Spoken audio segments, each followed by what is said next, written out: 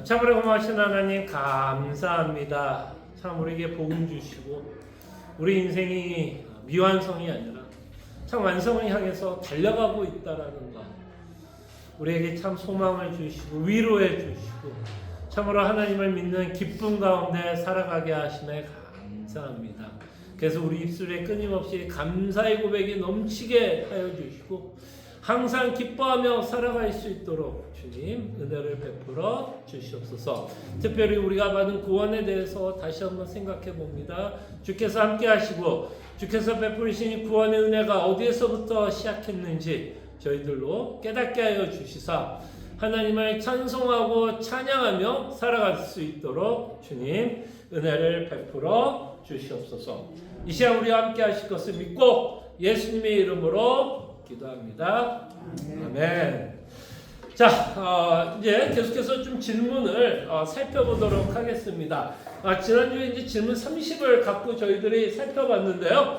하나님은 모든 인류가 죄와 비참의 상태에서 멸망하게 버려두셨는가? 어때요? 버려두지 않았죠. 만약에 하나님께서 멸망에 이르도록 내버려 두셨다라면 여러분과 저는 구원을 받을 수 없었겠죠. 그렇기 때문에 여러분과 제가 구원을 받았다라는 것만으로도 이 답에 대한 이 질문의 답은 이미 우리가 답을 갖고 있다라는 것 생각해 보시기를 바랍니다. 자, 그래서 답을 이렇게 기록합니다. 하나님은 모든 사람이 보통 행위 언약이라고 칭하는 첫 언약을 위반하여 타락한 죄와 비참의 상태에서 멸망하게 버려두지 아니하시고, 그래서 우리가 처음에는 행위 언약에 의해서 하나님이 인간을 뭐 할 수 있게 되었어요? 심판할 수도 있었고 저주할 수 있었다라고 우리가 살펴봤죠. 만약에 하나님이 행위 언약을 맺지 않았더라면 하나님이 인간을 심판할 수 있는 권한이 있게 될까요? 없게 될까요? 없게 되죠. 그 계약이 있었기 때문에, 행위 언약이라고 하는 계약이 있었기 때문에 하나님은 그 계약에 맞게 또는 그 언약에 맞게 인간을 다스리고 있었다라는 것을 우리는 보게 됩니다. 그래서 아담은 하나님과 맺었던 계약을 뭐 했어요? 위반했죠. 위반했어요. 그로 말미암아 모든 사람들은 아담과 함께 죄인이 되었고 그로 인해서 우리는 비참한 상태가 되었습니다. 근데 오늘 말씀을 통해서 여러분들에게 말씀을 드렸지만 예수를 믿지 않는 자들은 다 어떤 상태로 끝나요? 다 비참한 상태로 끝나는 거예요. 그러나 예수를 믿는 우리에게는 비록 이 땅에서 미완성 같은 삶을 살아가지만 감사합니다. 그죠? 그 미완성과 같은 삶을 살아가죠. 그래서 조금 그게 괴롭다 안 괴롭다? 좀 괴롭죠. 그럼요. 안 괴롭다는 얘기가 아닙니다. 제가 설교하고 싶었던 건 그게 괴롭지 않고 뭐 그렇지 않다라는 게 아니지만 그럼에도 불구하고 우리에게는 뭐가 있다? 소망이 있고, 그죠? 소망이 있다라는 것이 우리가 믿고 있는 복음. 그래서 우리의 삶은 비참함에서 끝나지 않습니다. 우리의 삶은 미완성에서 끝나는 게 아니라 우리는 완성을 향해 지금 달려가고 있는 거예요. 그래서 죽음은 그 완성으로 가기 위한 하나의 그냥 과정. 그 단어 참 마음에 드네. 과정.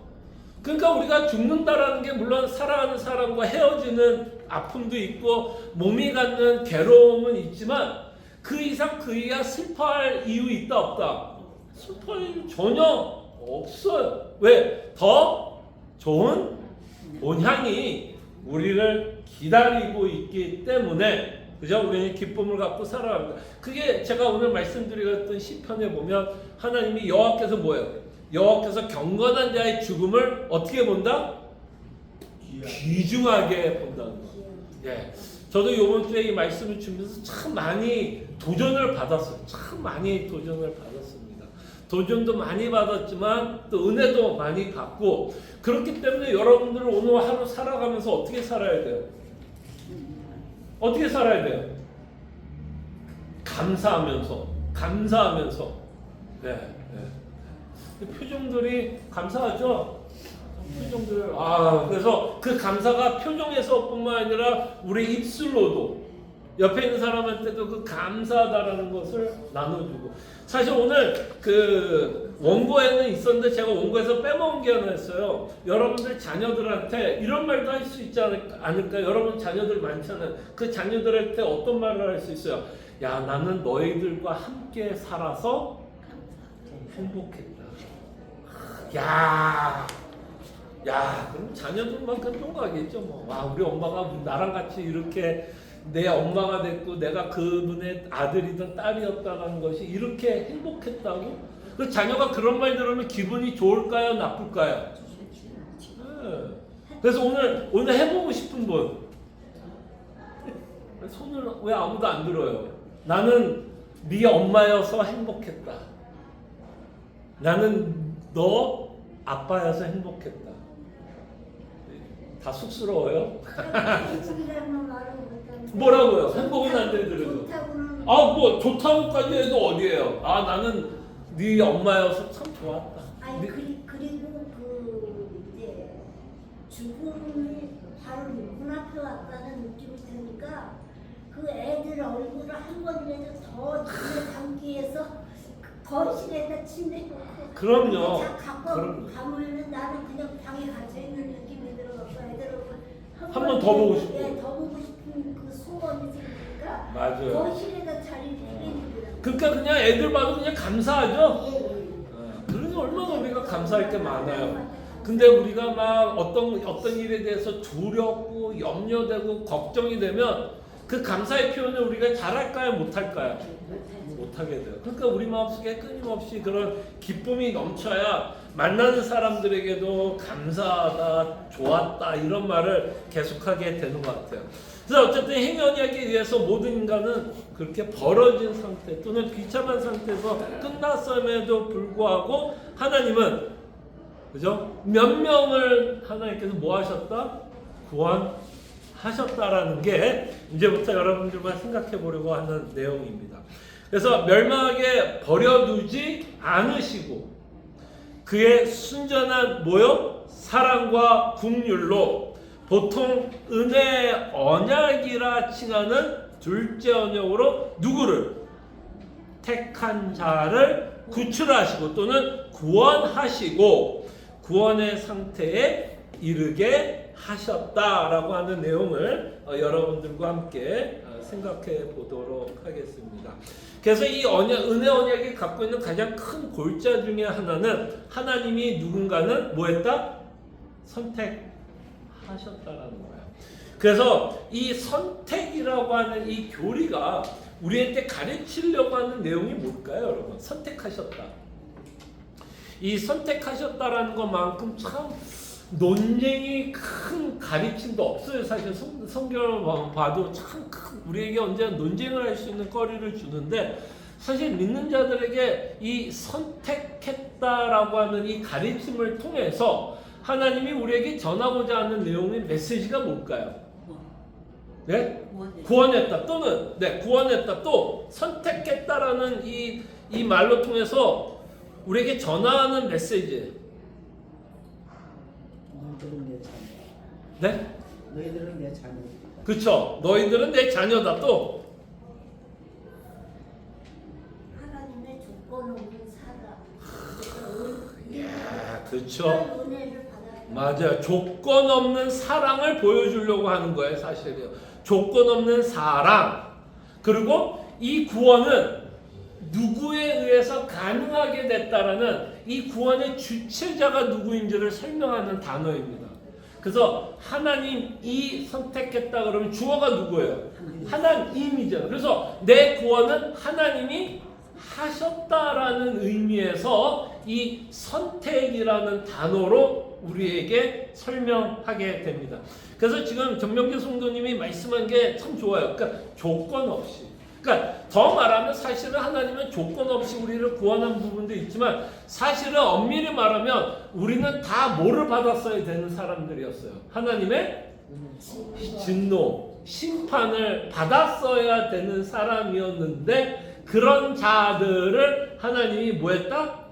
선택해 주시고 구원하셨다라는 것이 이 선택 교리가 갖고 있는 어마어마한 메시지입니다. 그래서 2번에 보면 핸드아웃 2번에 보면 택한 자를 구원하십니다라고 하면서 뭐라고 썼어요?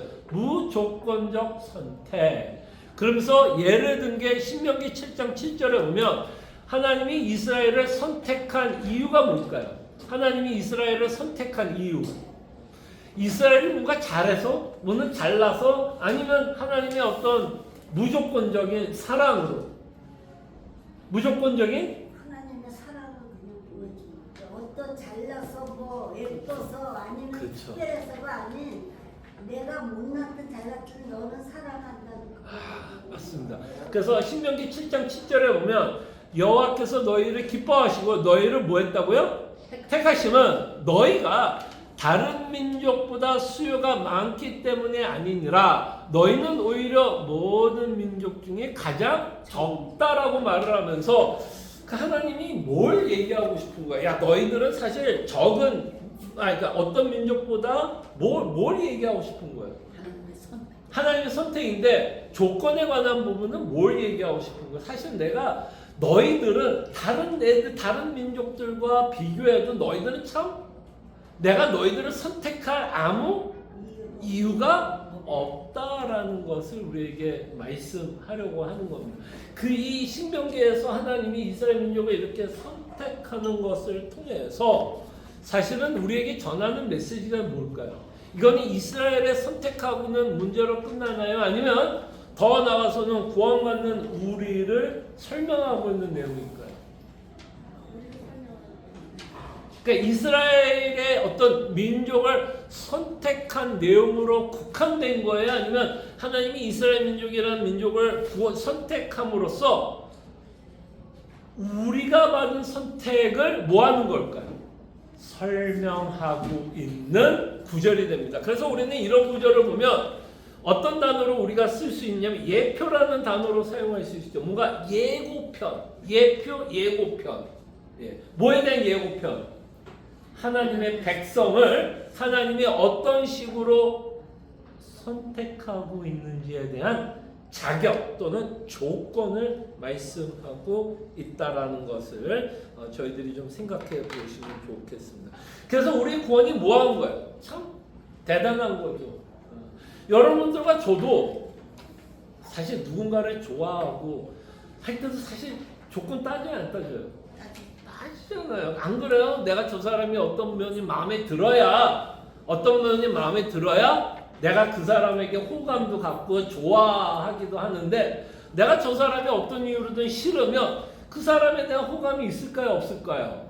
당연히 호감이 없죠. 바로 그 얘기를 한다는 겁니다. 하나님이 보시기엔 이스라엘은 어떤 호감도 있었다 없었다? 어떤 호감도 없었다라는 거예요. 오히려 하나님이 이스라엘 민족을 어떻게 써야 되는 게 정상이에요.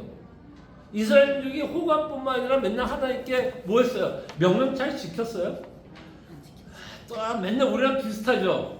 어떤 면에서 우리랑 되게 비슷해요? 불평.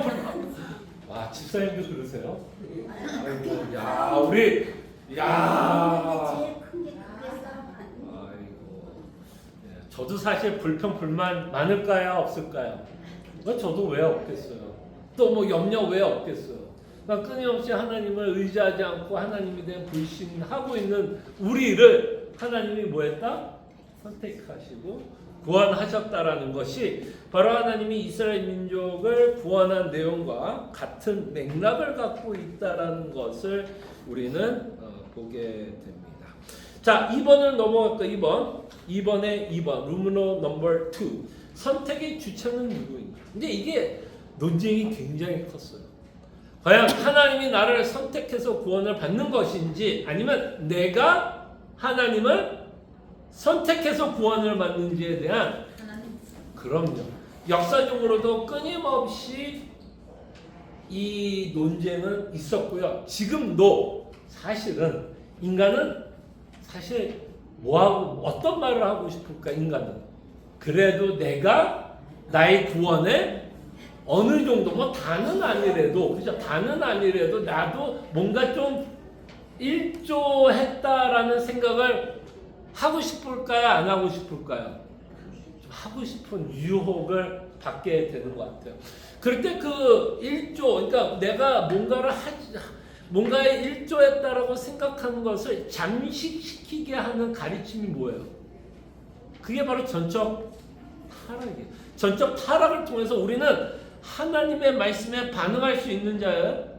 반응할 수 없는. 네, 에스겔서 한번 볼까요? 좀 갑자기 생각나는데 에스겔서 한번 볼게요. 에스겔서 37절. 자, 에스겔서 37절에 보면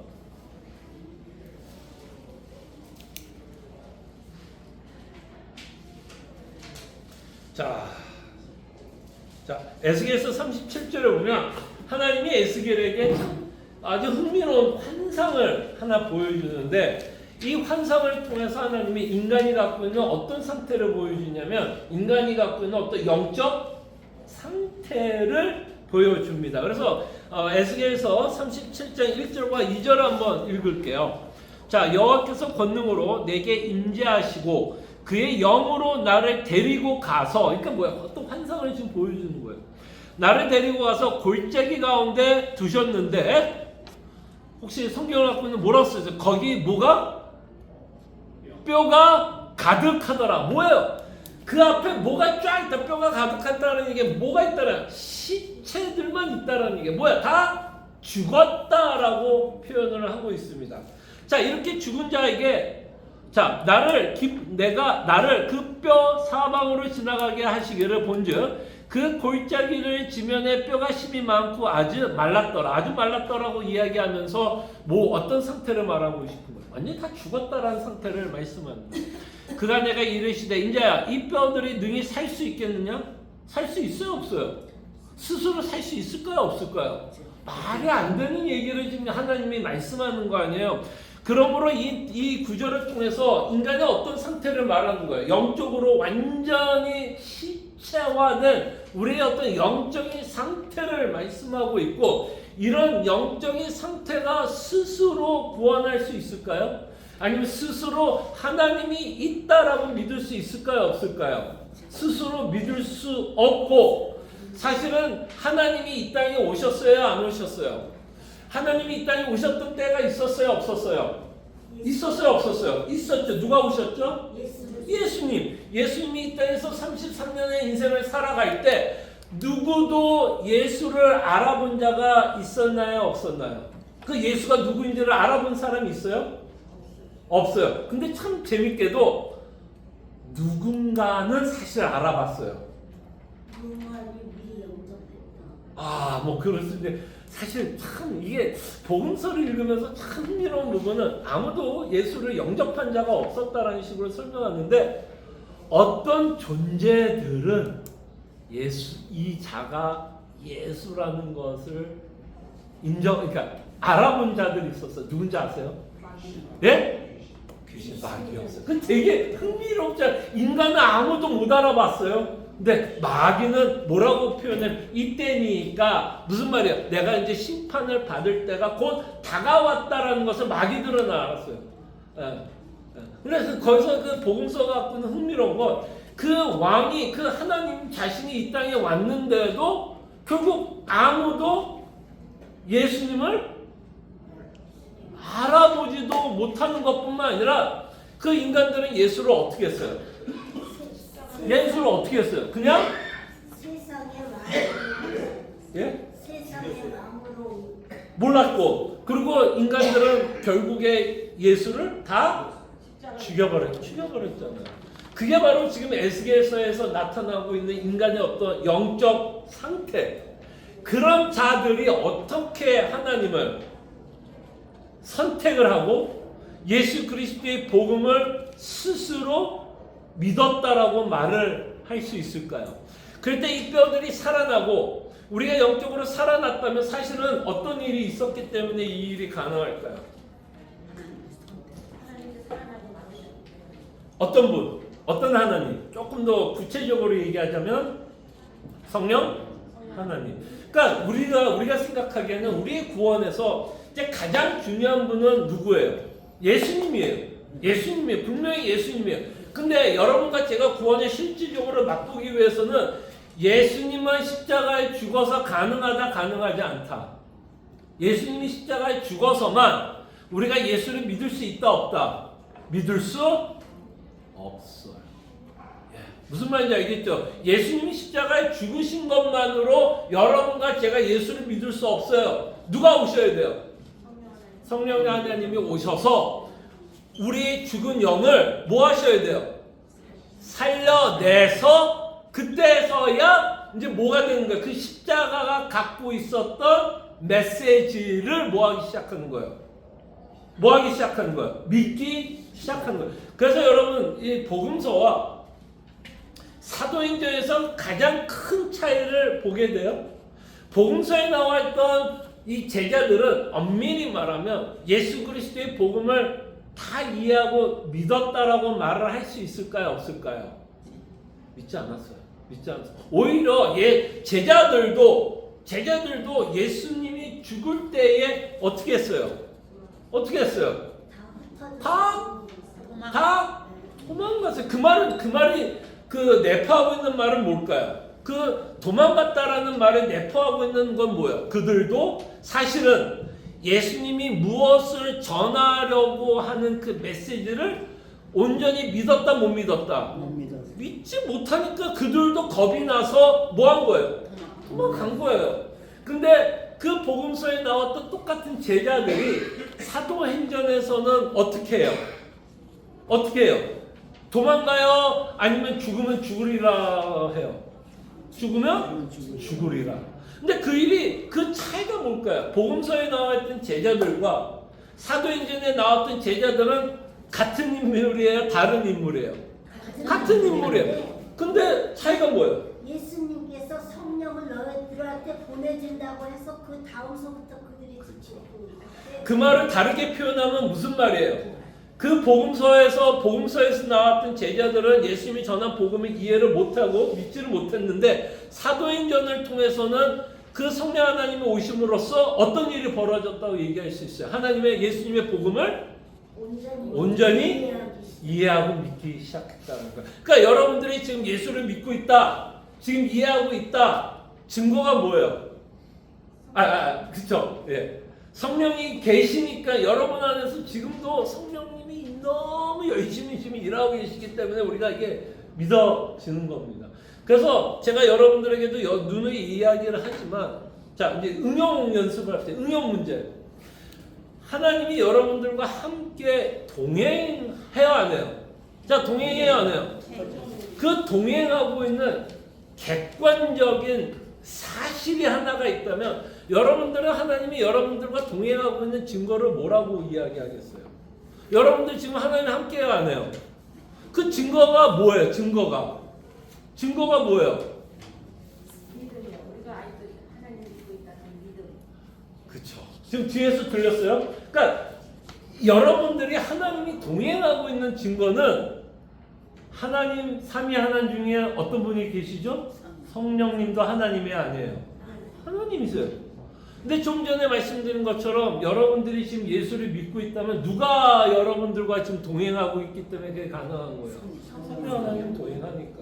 그러니까 우리는 마치 하나님이 우리를 동행한다고 얘기할 때 많은 경우 하나님이 동행하는 증거를 뭘로 찾아요? 혹시 여러분들 그냥 일반적으로 사람들이 하나님이 나와 동행하고 있다라는 거에 대한 증거를 댈 때 일반적으로 여러분들이 듣게 되는 그 동행의 증거들이 대충 어떤 것들이 있죠? 내용들, 원리, 어떤 내용들 많이 해요? 뭔가 잘 되고 복해 나가고 부흥 나가고. 얘 둘이 짠 줄 알지? 자, 중요한 거는 제가 전화 안 했습니다. 저 전화했어요, 안 했어요? 전화 안 했죠? 이거 남들이 들으면 너무 이거 짜붙이는 줄 알게 전화 안 했습니다. 저는 이게 일반적이라고 봐요. 그리고 그게 증거가 아니라는 것도 아닙니다. 그것도 당연히 하나님이 함께 하셨기 때문에 내가 갖고 있는 문제도 해결되고 또 하나님께서 나에게 필요한 재물도 허락하시는 거죠. 근데 문제는 여기에서 이제 생기는 것 같아요. 때로는 하나님이 우리의 건강을 회복시키기도 하지만 회복 안 시킬 수도 있죠. 그죠? 예, 또는 내가 지금 돈이 사업하는데 돈이 필요한데 때로는 재물을 안 줄 수도 있어요, 없어요? 안 줄 수도 있어요. 그럴 때는 여러분들이 하나님이 동행하고 있다는 거 어떻게 증거를 삼을 거예요? 지금 막 그냥 고난만 있어요. 그냥 내 앞에 아픔만 있어요. 그러면 우리가 그냥 내 문제가 해결된 것만으로도 하는 거로만 우리가 하나님이 동행하고 있다는 증거를 삼으면 문제가 해결되지 않고 내 앞에 어려운 문제만 있다면 여러분들은 하나님이 동행하고 있다는 걸 무슨 증거를 댈 거예요? 그래도 내가 믿음을 붙잡고 있다. 바로 그거예요.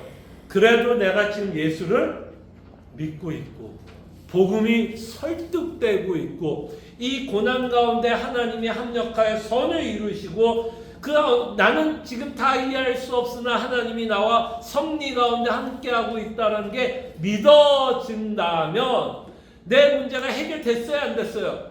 여전히 아파요, 안 아파요? 아파요. 그럼에도 불구하고 누가 나와 함께하고 있다고 믿을 수 있는 거예요? 누가 있어요? 성령 하나님이 나와 동행하고 있다는 것을 우리는 믿게 되고 그로 말미암아 하나님이 나와 동행하고 있다는 것을 보게 됩니다. 자, 그래서 인간은 스스로 하나님을 선택할 수도 없어요. 그때 여러분들이 지금 하나님을 선택하고 믿고 있다면 어떤 일이 먼저 있었기 때문에 여러분들이 이제는 하나님을 선택하고 하나님의 말씀을 듣고 하나님의 말씀에 순종하려고 애를 쓰는 걸까? 어떤 일이 있었으니까? 성령 하나님이 우리에게 먼저 이루어져. 그렇죠. 그거를 우리는 거듭났다. 그러니까 아까 에스겔서를 갖고 얘기하자면 우리가 뼈다귀였는데 이제는 성령 하나님으로 말미암아 이제 뭐야? 인간이 된 거죠. 이렇게 새롭게 태어났다. 그래서 사도 요한은 자신의 말로 뭘로 표현한 born again, 거듭났다라는 표현으로 하게 됩니다. 그래서 인간은 스스로 하나님을 선택할 수 없었다라는 것을 가르치기 위해서 인간은 전적으로 타락한 인간이다라는 것을 기억해 주셨으면 해요. 이게 믿어지면 사실은 선택 교리가 어렵지가 않습니다. 이 전적 타락이 믿어지지 않기 때문에 인간이 뭐를 오해하고 착각하냐면 그래도 내가 하나님을 선택할 수 있다라고 생각하는 것 같아요. 우리가 전적으로 타락했다라고 생각을 하고 우리가 비참함을 믿는다면 정말 내가 지금 예수를 믿고 있는 이 자체가 전적으로 하나님의 은혜였음을 우리는 고백하게 된다는 거죠. 그래서 요한복음 15장 16절에 보면 이렇게 말하죠. 너희가 나를 택한 것이 아니요 내가 너희를 택하여 세웠나니 이는 너희로 가서 열매를 맺게 하고 또 너희 열매가 항상 있게 하여 내 이름으로 아버지께 무엇을 구하든지 다 받게 하려 함이라. 그래서 이 구절을 통해서 예수님은 명확하게 선택에 대한 내용을 뭐라고 이야기해요? 내가 했다, 당신이 했다. 전적으로 하나님이 하셨음을 우리는 믿게 됩니다. 그래서 이렇게 우리가 은혜를 받은 자들은 정말 이것이 전적으로 하나님의 은혜였다면 우리는 이 모든 것을 전적으로 하나님께 뭐 해야 될까요? 영광을 돌리고 전적으로 하나님께 찬송과 찬양과 송축해야 한다는 것을 생각하게 됩니다. 자, 근데 이제 여기서 이제 우리의 고민은 이런 고민이 있을 수 있을까요? 없을까요? 언제 하나님이 우리를 선택했는지에 대한 궁금증이 좀 있을까요? 없을까요? 만약에 하나님께서 선택했다면 어떤 시점이 있을까요? 없을까요? 어떤 시점이 있을 수 있잖아요. 뭐 어저께 나를 선택할 수도 있고 뭐 20년 전에 저를 선택할 수도 있고 뭐 50년 전에 저를 선택할 수도 있겠죠. 하나님이 우리를 선택을 했다면 우리를 선택했던 시점이 있을 수도 있고요. 그리고 우리를 구원하려고 하는 모도 있다라고 말을 할 수 있을까요? 어떠한? 매개체. 매개체. 그 이제 예수님이 되겠죠. 그 매개체와 함께 또한 하나님이 우리의 구원을 언제 계획하고 있었는지에 대한 궁금증도 있을 수 있을까요? 없을까요? 왜냐면 우리의 구원이 전적으로 하나님이 하셨다 그러면 여러분들도 어떤 일을 할 때 계획 세워요? 안 세워요? 물론 어떤 일을 그냥 즉흥적으로 할 때도 있지만 어떤 중요한 일을 할 때는 계획을 세워요? 안 세워요? 막 하지 않죠. 우리도 계획을 세우는 것처럼 하나님이 우리를 구원하실 거라고 구원을 하셨다면 그 구원에 이르기 위한 뭐를 하셨을까요? 계획이 있었겠죠. 그러면 이제 이 계획에 대한 우리의 또 하나의 궁금점은 하나님은 언제 이 계획을 했을까라고 하는 궁금점이 있을까요? 없을까요? 있겠죠. 그거에 대한 성경은 면밀하게 답을 줘야 안 줘요? 주죠. 그게 바로 에베소서 1장 4절입니다. 내가 하나님이 나를 선택하셨다 그러는데 놀라운 아주 신비로운 구절을 하나 남겨놓고 있는 걸 보게 돼요. 그래서 곧 언제요? 창세전. 예, 창세전. 그리스도 안에. 이제 요게 이제 그리스도 안에가 아까 좀 전에 말했던 매개체가 되는 거죠. 그러니까 이 하나님은 우리의 그 선택을 창세전에도 하셨고 또한 우리를 누구를 통해서 구원할지에 대한 계획도 세웠다 안 세웠다? 그게 누구예요? 그리스도 안. 예. 그래서 우리의 구원이 우리의 선택이 창세 전에 이루어졌고 또한 하나님은 예수 그리스도를 통해서 우리를 구원하실 것을 말씀하고 있다는 것을 보게 됩니다. 곧 창세전에 그리스도 안에서 우리를 택하사 우리를 사랑 안에서 그 앞에 거룩하고 흠이 없게 하시려고 했을 때 이것은 믿는 자들에게 하나님의 뭐를 보여주는 걸까요? 계획을 보여주는 계획. 와, 내 구원이 창세 전에 이미 하나님께서 계획하셨구나. 그리고 이 계획이 이루어졌어요, 안 이루어졌어요? 이루어졌어요, 안 이루어졌어요? 예수님 오셨어요, 안 이루어졌어요? 지금 말씀한 것처럼 그리스도로 말미암아 우리를 구원하실 거라고 창세전에 계획한 걸 예수님 오셨어요, 안 오셨어요? 오셨어요. 그래서 우리는 이 구절을 통해서 여러분들은 이 하나님은 어떤 하나님이라고 고백할 수 있을까요? 하나님이 계획하셨고 하나님이 그 이루시는 이 하나님을 보면서 여러분과 저는 이 하나님을 어떤 하나님이라고 표현할 수 있을까요? 그쵸, 신실하신 하나님. 이 신실하다라는 증거가 뭐예요? 여러분들은 누군가가 신실하다 그러면 어떤 자를 신실하다고 이야기를 해요? 어떤 자를 신실하다고 이야기하죠? 어떤 자? 살아가면서 야, 저 사람은 참 신실하다. 어떤 사람? 말과 행동이 항상 그렇죠. 말과 그렇죠. 행동이 일치하는 자. 그럴 때 예. 집사님 너무 집사님만 대답하면 둘이 짤 줄 알아요. 농담입니다. 너무 너무 힘이 납니다. 제가 막 흥분되어서 막 열심히 가르치는 게 보이죠. 여러분들이 답을 잘해 주시면 저도 잘 이렇게. 자, 그래서 창세전에 하나님께서 이 일을 계획하고 이루셨어요. 그렇기 때문에 하나님은 뭐한 자? 신실하신 자. 근데 여러분 이 신실하신다라는 게 여러분 신앙생활에서 굉장히 중요할까요? 중요하지 않을까요? 이거 굉장히 중요해요. 하나님이 신실하다라는 것이 왜 중요할까요? 여러분들이 이 하나님을 믿을만해 이거 아니에요. 사실 하나님이 신실하다라는 말은 이 하나님을 믿을만해 라고 하는 이 고백이 여러분들의 실제적인 삶 가운데서 왜 중요할까요? 그 진짜 어려운 환경에 있을 때 그 사람이 한 약속을 믿을 수가 있어요. 자, 기도 마치겠습니다. 너무 답을 잘해서 제가 할 게 없어요. 이게 진짜 중요한 거예요. 왜냐면 우리가 살다 보면 이해할 수 없는 수많은 일들이 사실 벌어져요.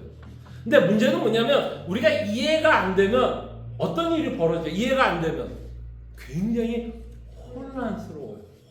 이해가 안 되니까. 그리고 누구에 대해서도 혼란스러웠냐면 내가 믿고 있는 이 신이라고 하는 존재에 대해서도 어떤 마음이 들 수 있어요? 혼란스러워. 굉장히 혼란스러워요. 근데 왜 이 신실하다라는 게 중요하냐면 지금 말씀한 것처럼 이 문제는 나는 다 이해할 수는 없어. 그렇죠? 그래서 혼란스러워. 근데 하나님이 나와 함께 하실 거고 하나님이 나를 보존할 것을 약속해요, 안 해요? 하나님은 선한 목자라고 약속해요, 안 해요? 부족한 것을 채워주실 거라고 약속을 해요, 안 해요? 해요. 그렇기 때문에 우리가 내가 다 이해는 못해도 하나님이 하신다고 하니 내 마음속에 불안과 염려가 아닌 뭐를 가지게 될까요? 평안을 갖게 됩니다. 그 다음에 또 하나의 신실함이 중요한 게 아까 제가 오늘 설교와 띠이 뭐였죠? 뭐에 대해서 얘기했죠? 죽음에 대해서. 이 죽음은 뭐 편하게 얘기할 수 있는 뭐 주제는 아닌 건 알아요. 근데 생각해봐요. 여기서 천국 가보신 분 없기를 바라요. 천국 가보신 분도 없고 천국 본 사람도 없죠. 없기를 바라요. 야 이거 갔다 왔어도 저 참 어쨌든 근데 그리고 또 부활하신 예수님 보신 적 있어요? 근데 여러분 천국 갈 거를 어떻게 그렇게 여러분 생각해봐요. 여러분들 제가 오늘 천국에 대한 얘기 또 했잖아요. 가보지도 않았어. 본 적도 없어. 만져본 적도 없어. 근데 그게 그렇게 왜 확신이 들어요? 그 확신이 드는 이유가 뭘까요? 성경 말씀이 성경에도 기록되어 있고 또 하나 신실하신 하나님. 신실하신 하나님이기 때문에 그가 한 말이라면 감이 내가 보지 못하고 만져보지 못해도 그것은 뭐할 수 있어요? 내가 믿을 수 있게 됩니다. 그래서 이 신실하다라는 게 왜 중요한지 알겠죠? 왜 성경은 끊임없이 하나님이 믿을 만한 존재고 신실하고 성실하신 분이란 거를 여러분들에게 끊임없이 증명하려고 하는 이유가 있다면 우리가 찬송가를 부를 때 이 눈에 아무 증거 아니 배어도 우리가 앞으로 걸을 수 있는 이유는 그 신실하신 성실하신 하나님이 약속을 하기 때문입니다. 그러니까 결국에는 여러분과 제가 신앙이 흔들릴 때는 뭐가 흔들리냐면 우리가 믿고 있는 내용이 갑자기 거짓말이 아니에요. 사실은 우리가 신앙생활에서 힘들어지는 이유는 하나님의 신실하심이 믿어지지 않기 때문에 힘든 거예요. 사실은. 그거를 우리는 어떤 말로 표현하냐면 불신한다라고 표현을 하고 그 불신이 결국 나로 하여금 염려하게 되는. 예. 그래서 끊임없이 성경은 하나님은 정말 믿을 수 있는 분이다라고 우리에게 계속해서 천명하고 있다라는 것을 기억해 주시기를 바랍니다. 자, 근데 여기서 이제 우리 하나가 생각할 수 있는 굉장히 어려운 이제 내용이 하나 있습니다. 이제 우리가 논리가 있잖아요. 논리. 생각할 수 있는 머리가 있잖아요. 근데 이제 여기서 이제 우리가 뭐를 생각을 안 할 수가 없냐면 하나님이 누군가를 선택을 했다면 이제 어떤 논리가 나올 수밖에 없어요. 선택을 했다면 하나님은 누군가는 선택하지 않은 자도 있다라고 이야기를 하게 됩니다. 그러나 이제 우리가 갖고 있는 우리의 어떤 논리적인 이성이 있기 때문에 우리는 당연히 그런 결론을 가질 수 있게 돼요, 안 돼요? 갖게 돼요. 근데 이 부분에 대해서 참 많은 사람들이 답을 하려고 굉장히 애를 쓰게 됩니다. 저도 성경을 통해서 끊임없이 답을 하게 되고 막 하는데 사실은 하나님이 누군가를 선택하지 않았다라는 거에 대한 답은 참 찾기 쉽다 어렵다.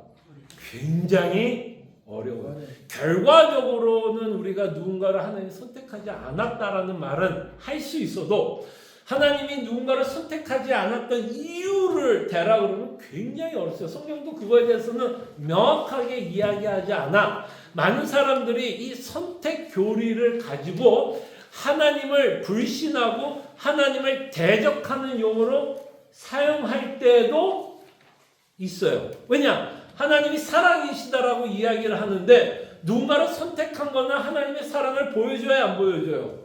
굉장히 보여주는데 누군가를 선택하지 않았다 그러면 하나님은 뭔가 사랑이 있다 없다? 없다라는 논리가 나오게 되고 이런 불공정하고 사랑이 없으신 하나님이라면 나는 이런 하나님은 안 믿고 싶다라고 하는 사람이 있을 수 있을까요? 없을까요? 있게 돼요. 그런데 이제 이런 질문을 듣게 되면 우리는 어떻게 하든 답을 하고 싶다 안 하고 싶다? 답을 하고 싶어요. 적어도 뭐는 말하고 싶어요. 아니야. 적어도 하나님은 사랑이야 라고 얘기는 하고 싶을까요? 안 하고 싶을까요? 우리는 끊임없이 하나님은 긍휼이 많으시고 사랑이 많다는 얘기를 할 거예요. 그럼 상대는 끊임없이 무슨 얘기를 할까? 아니 그러면 그렇게 사랑이 많으신 하나님이 왜 누군가는 버리고 누군가는 선택을 해서 누군가는 구원을 시키고 누구는 버려서 지옥 가게 하느냐? 이 말에 대한 답은 있을 수가 있을까요? 없을까요? 굉장히 어렵게 됩니다. 그래서 사도 바울도 저는 그렇게 생각해요. 사도 바울이 이 부분에 대해서는 하나님의 뭐라고 표현하냐면 기쁘신 뜻 가운데라고 해요. 기쁘신. 예. 자, 근데 여러분들은 이런 하나님의 어떤 불공정한 이야기라면 흔들려요, 안 흔들려요? 뭔가 불공정하게 보이지 않아요? 하나님이 사랑이 없는 것 같이 보이지 않아요? 아니 그 예수님을 심판했던 빌라도도 하나님을 예수님을 벌 주려고 하지 않고 계속 내용으로 보면 의로운 사람 같이 됐지만 그 사람은 죽은 사람이잖아요. 그래서 그거에 대해서 저도 속으로 많이 좀 갈등을 했거든요. 네. 근데 이제 제가 결론 내린 건 계속 믿음을 이제 들으면서 결론 내린 건 그 사람은 세상의 정의로 심판을 했고 하나님의 정의가 아닌 세상의 정의로 심판하기 때문에 그 빌라도는 결국은 악인의 저건 판가름인 거예요. 오케이. 아니, 저는 그렇게 지금 생각하고 있거든요. 예. 뭐 그렇게도 또 우리가 또 생각해 볼 수 있는 부분도 있을 수 있지만 참 결론을 말씀을 드리면 굉장히 어려운 부분이에요. 이 부분은 진짜 하나님의 머릿속에 우리가 들어가지 않는 한은 참 그거는 설명하기 힘들 부분일 것 같아요. 그래서 선택 교리는 안 믿는 자들을 설득하기 위한 가르침이 아닙니다. 특별히 선택 교리는 우리 믿는 자들이 어떤 식으로 구원을 받았는지를 하나님 뭐하고 싶어 설명해 주고 싶은 내용이기 때문에 이거는 믿지 않는 자들에게 설명을 해봐야 설득된다 안 된다? 절대로 설득된 내용이 아니에요. 그래서 여러분들이 혹시 전도하다가 예정의 얘기가 나오면 그냥 접으세요. 설득될 수 있는 부분이 아니에요. 왜냐면 그들도 이미 마음을 먹고 질문할 때가 굉장히 많아요. 그렇기 때문에 전도할 때는 이 예정이나 선택의 교리 갖고 이야기하는 게 아니라 끊임없이 인간이 갖고 있는 비참함과 그 비참함 가운데 하나님이 우리를 어떤 식으로 구원했는지에 대한 내용이 계속해서 강조를 해주는 게 좋습니다. 또 하나는 제가 이 얘기를 하고 싶어서 얘기하고 싶은 거예요. 우리도 조금 헷갈려요. 혼란스러워. 야, 왜 하나님은 정말 나는 구원을 했는데 왜 저 사람은 구원하지 않을까? 근데 여기 우리가 조금 더 극단적인 예를 들자면, 이거 진짜 극단적인 예를 들면, 사실 우리 자녀 가운데서도 구원 안 받을 수 있을까요? 없을까요? 있을 수도 있어요. 그러면 사실은 이건 더 마음 아픈 거잖아요. 그래서 우리는 혼란스러울 수 있다, 없다? 있을 수 있어요. 그럼에도 불구하고 우리는 물론 기도도 하고 끊임없이 복음을 듣게끔 애를 씁니다. 그럼에도 불구하고 우리는 하나님에 대한 오해를 갖는다 안 갖는다? 갖지 않는데 왜 갖지 않을까? 여러분들 어떻게 보면 하나님 굉장히 불공정한 하나님 같지 않으세요? 근데 우리는 이해할 수 없는 것들이 너무 많은데 그걸 다 이해할 수가 없습니다. 그쵸. 우리 인간은. 근데 이 생각을 하게 되는 이유가 있어요. 저는 이 생각을 하고 있는 이유가 바로 우리가 구원을 받은 복음 때문이라고 생각을 해요. 우리가 받은 복음으로 말미암아 우리에게는 하나님이라는 존재는요. 그러니까 안 믿는 자들한테 얘기하는 거예요. 우리에게는 적어도 하나님은 어떤 하나님을 믿어요. 참 긍휼도 많고 자비롭고 사랑스럽고 그 다음에 그 복음을 믿을 때 공의도 믿어야 안 믿어요. 공의도 믿어요. 왜냐하면 하나님은 벌을 심판했어야 안 했어요. 했어요. 아들을 심판했어요. 그래서 우리는 복음을 통해서 하나님의 신실하심을 다 보게 돼요. 그의 성실하심도 보게 되고 그의 사랑도 보고 공의도 보게 돼요. 그래서 우리 마음속에는 적어도 이 하나님에 대한 거는 변함이 없어요. 사랑. 그 사랑이 너무 커서 그분이 뭘 하게 되면 신뢰를 하게 되는 거예요. 그래서 우리가 답을 못하는 내용이 있을 수 있다 없다? 있어요. 분명히 있습니다. 그거는 뭐 선택 교리뿐만 아니라 우리의 인생에 벌어진 수많은 일 가운데 우리가 명확하게 하나님의 뜻을 다 말할 수는 없어요. 그럼에도 불구하고 우리가 하나님을 의심하지 않는 이유가 뭔지 아세요?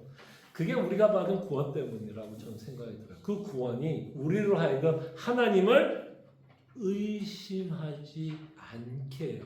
내가 비록 하나님의 기쁘신 뜻을 다 이해한다 못한다. 이해하지 못해요. 그리고 때로는 불신자들이 하나님을 굉장히 공격하는 내용이 때로는 좀 맞는 것 같이 설득되는 내용도 있을 수 있을까요? 없을까요? 있을 수도 있어요. 있을 수도 있어요. 그럼에도 불구하고 우리가 혼란스럽지 않는 건 이 하나님이라고 하는 존재를 십자가에서 받은 사랑으로 우리가 바라보기 때문에 이런 생각을 하게 되는 것 같아요. 내가 비록 이 모든 문제를 내가 다 이해할 수는 없지만 하나님은 여기에 뭔가 그분이 갖고 있는 어떤 뜻이 있겠지라고 우리는 생각을 하게 됩니다. 하나님을 공격하는 게 아니라 내가 이해를 못하기 때문에 하나님이 이럴 수 있느냐라는 게 아니라 이 안에서도 하나님의 기쁘신 뜻이 있겠지라고 믿고, 이거는 선택 교리뿐만 아니라 사실은 선택 교리 외에도 우리가 당하는 고난도 이렇게 생각하게 됩니다. 우리가 당하는 고난도 사실은 제가 고난에 대해서 설교를 하면서 여러 가지 답을 주지만 사실은 그게 우리가 당하는 고난에 정말 하나님이 그 뜻을 갖고 그렇게만 우리의 인생을 인도하고 있는지 우리가 다 알 수 있다 없다. 다 알 수는 없어요.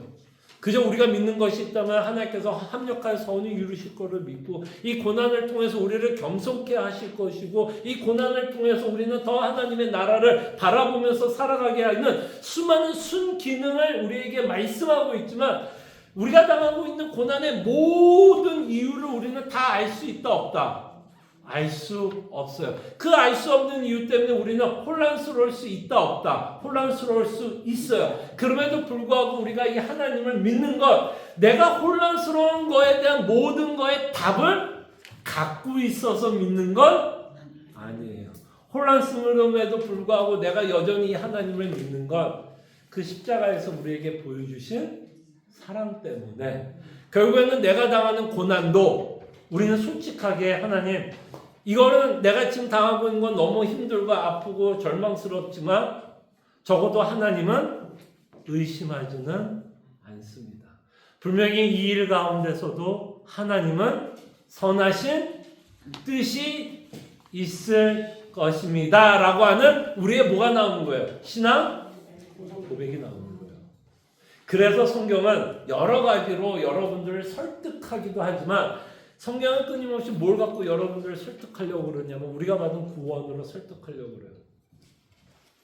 그래서 성경은 우리가 끊임없이 우리가 받은 은혜, 우리가 받은 그 구원이 갖고 있는 그 의미를 우리는 끊임없이 알아가야 합니다.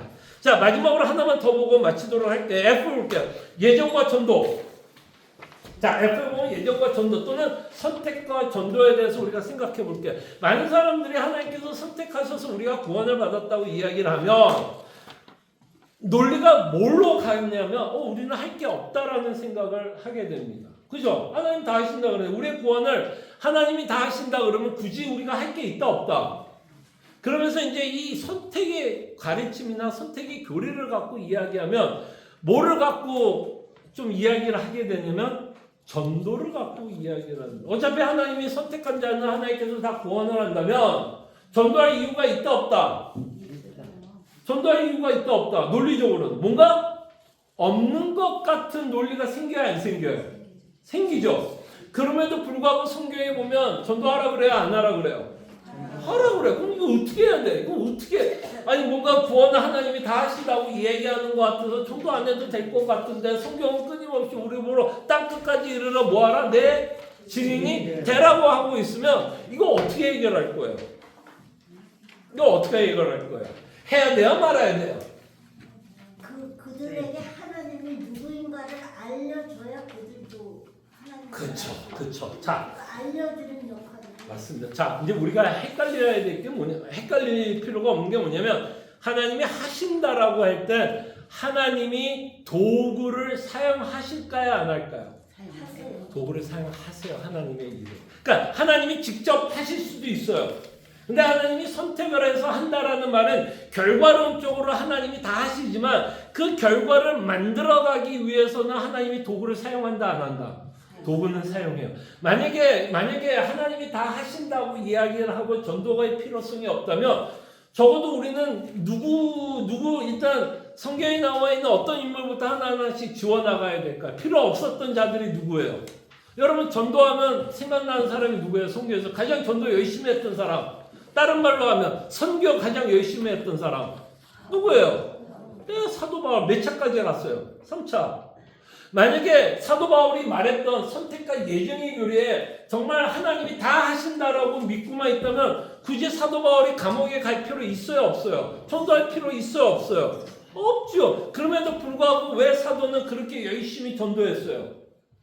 그 계획을 이루시는 하나님의 도구로 사용되고 있다는 것을 믿었기 때문에. 그러니까 하나님은 여러분들이 뭘 해야 돼요? 하나님의 계획은 있지만 여러분들을 통해서 하나님은 그 일을 뭐예요? 이루셔요. 그렇기 때문에 우리는 뭐 해야 돼요? 전도해야 돼요. 전도해야 돼요. 그리고 우리가 선택받은 자는 우리가 알아요, 몰라요? 알아요, 몰라요? 몰라. 우리는 몰라. 그러니까 기회가 있든 없든 뭐 하는 거예요?